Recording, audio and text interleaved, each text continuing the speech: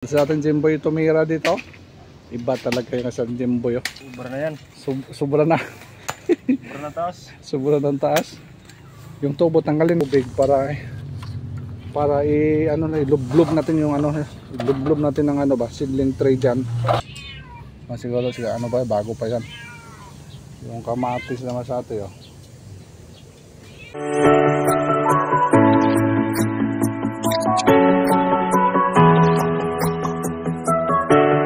Guys, magandang hapon mga ate.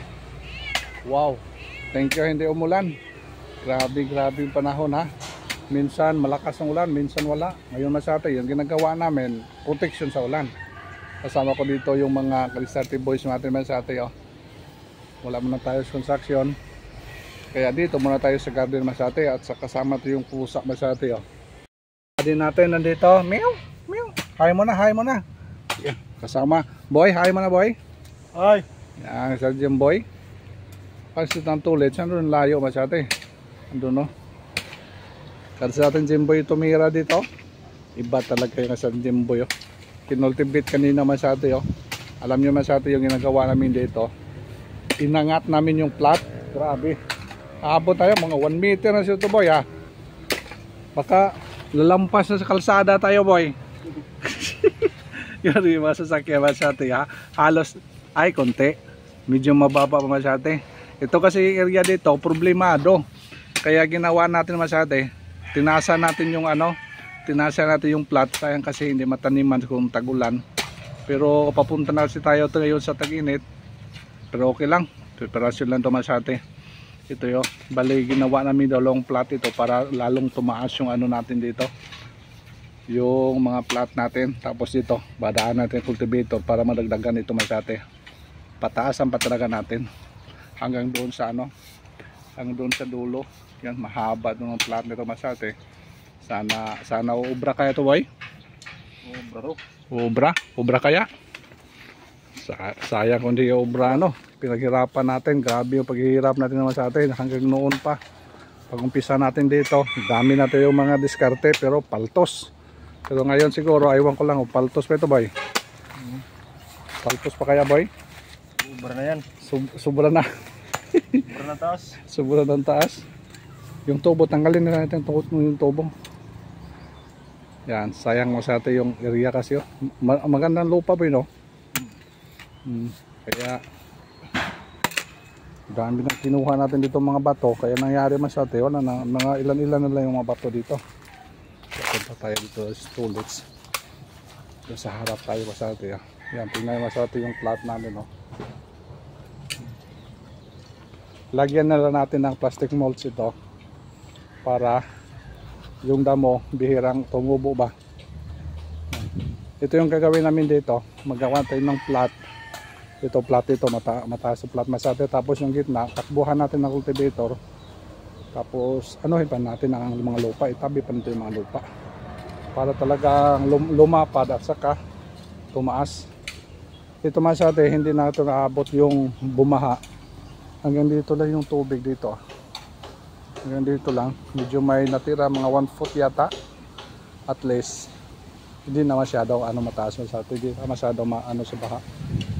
Tapos dito siguro yung area, itong gitna ito masyado. Takbuhan natin cultivator para mabawasan natin yung lupa. May lagay pa natin dito sa plat natin. Tingnan naman sa atin, dalawang plat lang nagawa natin dito. Hanggang sa may yan na tubo na yan. Dalawang plat lang para mataas masyado. Kaya dito sa ating toilet lagyan namin ng latid para maganda yung let's. Tapos na snack. Grabe mga tirada oh. Farming talaga no? Farming? Grabe oh. Grabe talaga sa ating toilet. Sino mas grabe toilet so kaya sa ating Jimboy? Jimboy. Kaya na diskarte ito. Tumulong ka dito pag cultivate kanina. Patakbo sa cultivator. Tumulong ka hindi? Hindi kaya mo? Ha? Ano daw para mabilis. Para mabilis? Ay, mahina ka no? Mahina nila lang na sa atin. Yan, katatapos lang snack yan ang bilis na. Ha? Yung bato ha, kunin mo yung mga bato. Tinanggal namin yung mga damo masyate para talaga pag cultivate natin Yung ano ba? Walang mahangin. O walang damo. Itabi naman yung damo. Sana hindi. Siguro maabot ito dito lito. Siguro maabot pa ng tubig dito ano. Ito yung problema dito masyate. Ang problema naman natin dito yung sa gitna. May stuck ka ng tubig lits ano. Oo, dito. Gitna naman problema ito masyate kung umulan. Mag-stuck naman yung tubig. Sayang. Sige, okay lang at least sakaling ulan masyate, babaha. Yung tanim natin, kung makaumpisa na tayo pagtanim dito, hindi masyadong maabot masyate. Ito talaga problema dito, sayang yung ano, space natin kung hindi natin i-cultivate. Siguro pumantay na itong doon, no? Yung mga ano na itong mga siling haba doon, no? Medyo tumaas na siya masyate. Ngayon, umulan na naman masyate, oh. Kasi yung ano natin, yung mga siling natin medyo mataas ang masyate.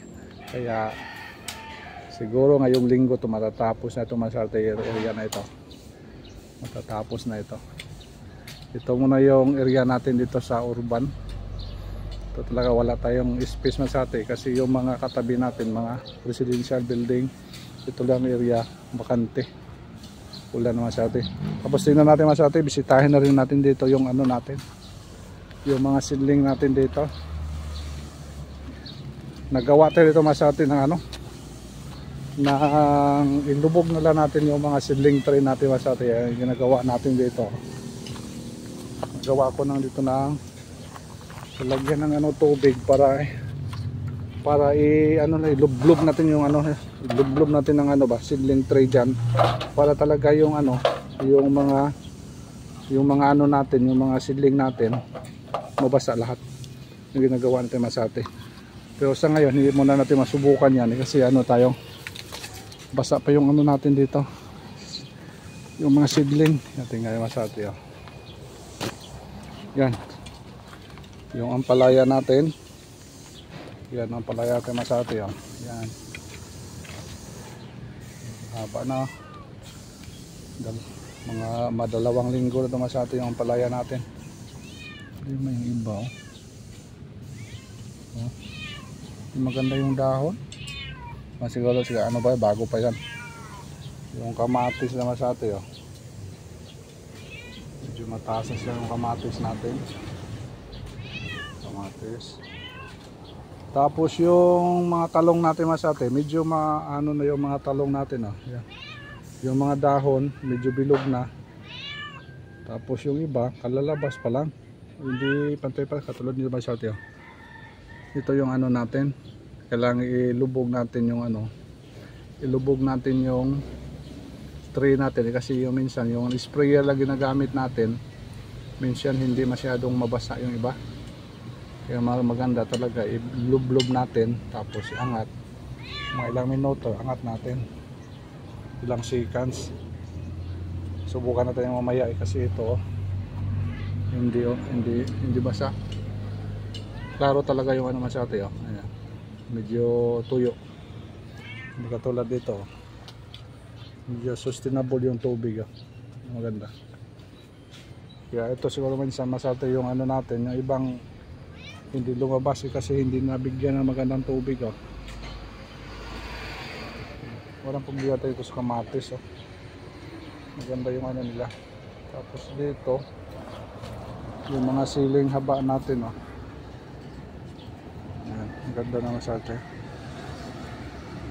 Siguro nakulangan itong vitamin, so medyo yellowish yung iba. Tapos yung ano natin, yung sweet pepper, oh. Humabol yung sweet pepper natin masyate. Kaya masabay-sabay na lang natin yung pag-ano dito, pag-cultivate. Siguro tuloy-tuloy yung pagtanim natin dito masyate. Ilang araw na yung masyate o linggo baka maumpisa na tayo pagtanim masyate. Hintayin lang natin dito nga medyo maganda na yung ano seedling natin, medyo stable masyate. Ayun, i-ano na natin, i-transplant na natin masyate. Habang ano pa ngayon, matag-ulan pa. Kaya kung medyo mainit na masyate, hindi tayo makatanim mga umaga hapon lang. Kaya maganda rin masyate kasi yung panahon ngayon medyo ulan, medyo nang wala. Kaya pwede yun masyate. kahit araw pwede tayo mag-transplant, kahit umaga pwede tayo mag-transplant kasi yung ano natin dito, panahon, maganda pa yung panahon masyado. Hindi pa masyadong init. Grabe naman yung init masyado yung panahon sa paglalabas yung araw, grabe yung init. Kahit umaga masyado, grabe na yung init talaga. Masakit na yung init. Kaya medyo malalanta agad natin yung mga pitsay, mga seedling natin dito pag i-transplant natin masyado. At saka yung pitsay sa babaw, nalalanta na yung iba. Kung mga alas 12 kasi masyado, mga alas 11, malakas kasi yung doon. Malakas yung init kasi nasa rooftop, na simento. Pero bisitahin din natin naman masyado. I-update natin doon yung mga tanim natin doon. Kaya dito muna tayo focus dito sa natin. Dito sa Alisarte Garden. Sana obra yung mga diskarte natin naman sa atin para mataniman yung area natin dyan. Grabe kasi yung area natin dyan, lubog sa baha. Sayang man sa atin yung last natin last natin na tanim dyan, yung mga pitsay, hindi na pakinabangan man sa atin dahil sa baha. Kaya sana lang sa tulong ng Panginoon. Hindi pa pala masubukan natin masate kasi yung natin yung medyo basa pa. Hindi pa masate, di natin masubukan. Pero okay ito masate kasi lub-lub lang natin dyan kahit mga ilang minuto lang. Baka hindi matuyo. Basa pa. Basa pa masate. Dito. Wag lang muna. Tatagas yan. Basta na diligyan na natin masate yung mga natuyo dito. Yan, wala na po yung masate. Nakainom na po yung mga natin. Yan. Nakainom na masate, medyo na masate, ayos na. Yan. Okay. Ayos na masate doon. Kuya ito, may usap pa dito. Yeah.